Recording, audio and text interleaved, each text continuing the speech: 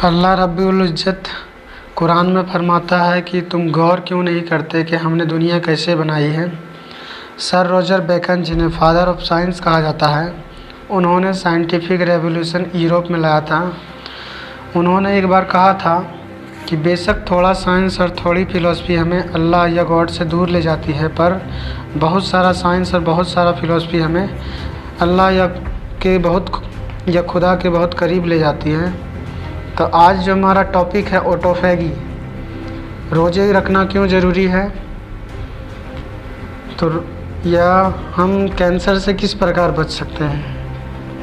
कहावत है कि प्रिकवेशन इज़ बेटर देन क्योर, इलाज से बेहतर बचाव है।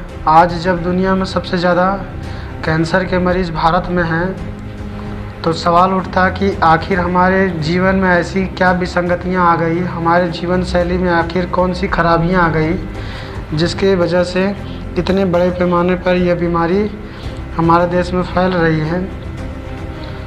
तो इसके बारे में मैं जो भी बातें रखूँगा वो वैज्ञानिक तर्क के आधार पर रखूँगा। कोई भी मैथोलॉजिकल या बनी बनाई बातें नहीं रखूँगा, और जो भी एविडेंस पेश करूँगा वो या तो विज्ञान की जो मशहूर पत्रिका है साइंस जर्नल, जो लंदन में प्रकाशित होती है, और जो नोबेल कमेटी है वह इसके सिफारिशों को मानती है, क्योंकि यह जो भी विज्ञान पत्रिका प्रकाशित करती है वो वैज्ञानिकों के शोध पत्र के आधार पर प्रकाशित करती है, और जिसको मान्यता मिलती है उसके आधार पर प्रकाशित करती है।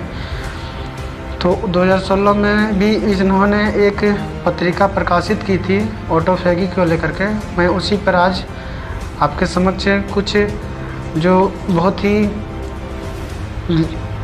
ज़रूरी चीज़ें हैं, जो ज़रूरी ज्ञान से संबंधित बातें हैं, मैं उसको आपके समक्ष रखने की कोशिश कर रहा हूँ। तो 2016 में जब जापान के एक केमिस्ट को नोबेल पुरस्कार के लिए चुना गया और उससे पूछा गया कि आपने ऐसी क्या चीज़ बनाई है जिसके कारण आपको नोबेल कमेटी के द्वारा नोबेल पुरस्कार के लिए चुना गया है, तो उसूरा वसीमी ने कहा कि मैंने संभवतः ऐसी मर्ज को बना लिया है या खोज लिया है जो संभवतः हमें कैंसर से बचा सकती है या कैंसर की बीमारी से लड़ने में हमें सक्षम बना सकती है। तो लोगों ने पूछा वह क्या है, हमें भी बताइए। तो उन्होंने कहा कि मैंने संभवतः कैंसर का जो क्योर है, प्रिकॉशंस है, उसको खोज लिया है, और वह प्रिकॉशंस या क्योर जो है रोज़े रखना है। तो लोगों ने उनसे पूछा कि रोज़ा या उपवास हमें कैंसर या कर्क से कैसे बचा सकता है। तो उन्होंने जवाब दिया कि जब हम साल के किसी महीने में 15 से 20 दिन तक लगातार 8 से 9 घंटे तक उपवास करते हैं, तो उस स्थिति में हमारे शरीर में पोषण की कमी हो जाती है, और पोषण की कमी की वजह से हमारा शरीर के सड़े गले हिस्सों को खाने लगता है, जिसे हम ऑटोफैगी के नाम से जानते हैं। आज के समय में इसे वैज्ञानिकों द्वारा या बायोलॉजिस्ट के द्वारा ऑटोफैगी कहा जाता है।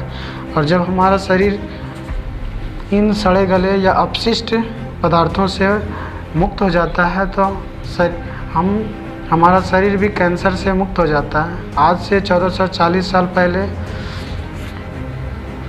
हमें जब किसी ने इसके बारे में बताया था, तो हमने उसे दीनी तालीम समझकर छोड़ दिया, क्योंकि उस समय हमारे पास कम इल्म और कम फ़िलॉसफी थी। लेकिन आज के दौर में जब ज़्यादा इल्म और ज़्यादा फ़िलॉसफी है, और इल्म और ज़्यादा फ़िलॉसफी के जानकार लोगों ने जब इसको पढ़ा, इस पर तहकीक की, रिसर्च किया, तो उन्होंने तहकीक किया और रिसर्च में ये बात सही पाया कि रोज़ा रखना ही कैंसर का सबसे बेस्ट क्योर या प्रिकॉशन साबित हो सकता है।